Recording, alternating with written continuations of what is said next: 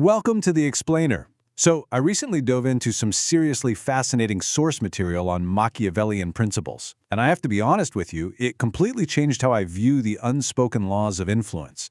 Today, we're going to unpack all of this together and actually translate these intense historical concepts into a practical, real-world playbook for modern professional networking. If you are totally ready to stop leaving your career to chance, let's jump right in and explore what the sources actually have to say. Let me ask you something directly. Have you ever watched someone with less intelligence, less talent, and honestly, less discipline than you somehow end up in the executive rooms and exclusive networks that you just cannot seem to access? It's incredibly frustrating, isn't it? I mean, we've all been there. But our source material points out something crucial. This isn't about luck. It's definitely not about fairness, and it's for sure not just about your raw talent. The harsh truth here, according to the sources, is that need creates weakness. Powerful people absolutely repel desperation. Think about it from their perspective. Nobody at the top is actively searching for another person asking them for a favor. They're already dealing with endless, exhausting demands for their time, their money, and their introductions. The absolute second you approach a powerful person from a position of need, you instantly lower your value. They can sniff that desperation out in a heartbeat. So, let's dive right into Phase 1, becoming the asset. To actually get in the room, we have to completely flip the script. We're moving away from seeking favors and begging for a seat at the table, and instead we're focusing entirely on offering utility. Look, powerful people don't actually care how charismatic or funny you are right out of the gate. They care about what problems you can solve. What pressure can you strategically remove from their very busy life? The actionable step here is clear. Before you ever approach a highly influential person, study them. Identify the exact stress points in their business or their environment and purposefully position yourself as the ultimate solution to that specific pressure. There's a fundamental difference between these two approaches. The desperate networker relies heavily on emotional pleading, which, by the way, is usually disguised as innocently wanting to pick your brain over a cup of coffee, right? We all know that line. But the strategic professional knows that leaders think transactionally. Before they make any decision, powerful people are implicitly asking themselves, what do I gain from this? You absolutely must frame your approach entirely around their self-interest and the opportunity you're providing them, not the mercy you happen to need from them. I absolutely love this quote from the source material. The desperate man says, "Can you help me?" The strategic man says nothing. He quietly becomes difficult to ignore. This needs to be your core philosophy moving forward. You don't have to shout for attention. You simply build such undeniable competence and offer such clear, concrete solutions that you naturally transform from an outsider into a protected asset. And remember, assets are always protected. All right, moving on to Phase 2, the power of restraint. Believe it or not, being overly eager actually destroys the value you literally just worked so hard to build. Human psychology is deeply wired to value scarcity. If you instantly respond to every single message and you always say yes, you're signaling that your time has zero boundaries. Instead, the sources suggest operating with a strict 80-20 split. Make it 80% strategic absence. Let people experience your absence because that naturally drives up your perceived worth. Then, for the other 20% when you are actually present, be highly engaged and warm. But your presence must be earned. The crucial takeaway here is that mystery creates leverage, while being entirely predictable destroys it. The moment people fully understand every little aspect of your plans or your personal insecurities, you lose your power. So, simply never reveal your full hand unnecessarily.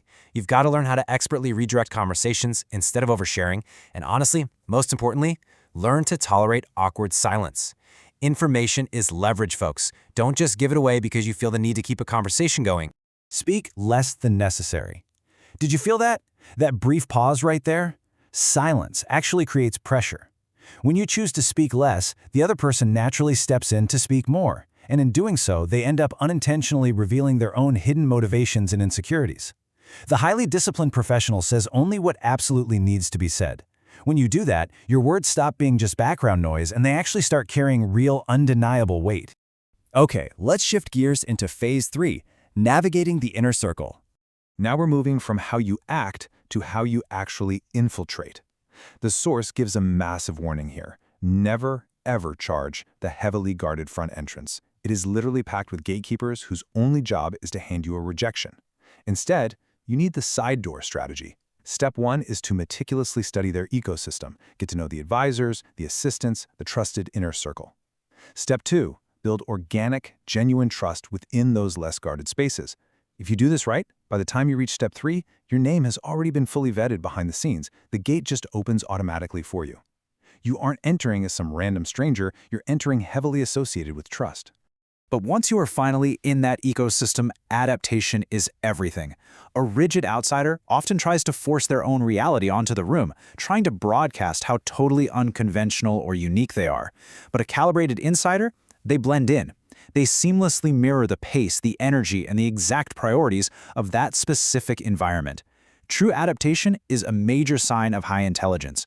When you meet people perfectly inside their own world, it makes them feel effortlessly understood, and that dramatically lowers their guard. But hey, I need to give you a huge word of warning once you're inside. Never outshine the master. Seriously, this law destroys more ambitious people than almost anything else. You might be way smarter or vastly more creative than the leader, but the absolute second you make them feel inferior, you stop being an asset and you become a threat. And threats? They get removed. You have to control your ego. Use your talents to strategically support the leader and elevate them. Protect their ego until your own position in the network becomes totally untouchable. Which brings us to the final piece, Phase 4, defending your position. Look, getting the connection is really only half the battle. Maintaining it and actually protecting the influence you've just built is where the real game is played over the long haul. First, you have to guard your reputation aggressively, simply because perception always moves faster than facts. Second, look out for shared threats. Discovering a real, mutual enemy with a powerful person builds incredibly deep trust almost overnight. And finally, don't just emotionally hate your opposition, study them. Study them strategically to expose your own blind spots. Notice how every single challenge we've talked about is met with a very calculated, emotionally disciplined action. And that ties perfectly into this striking insight from the material. People forget pleasant conversations. They remember battles. There is literally nothing that unites human beings faster than shared opposition. When you figure out what a powerful person is fighting against, whether that's a fearsome market competitor or maybe a reputational threat, and you purposefully align your own interests to fight right beside them, you instantly transform in their eyes.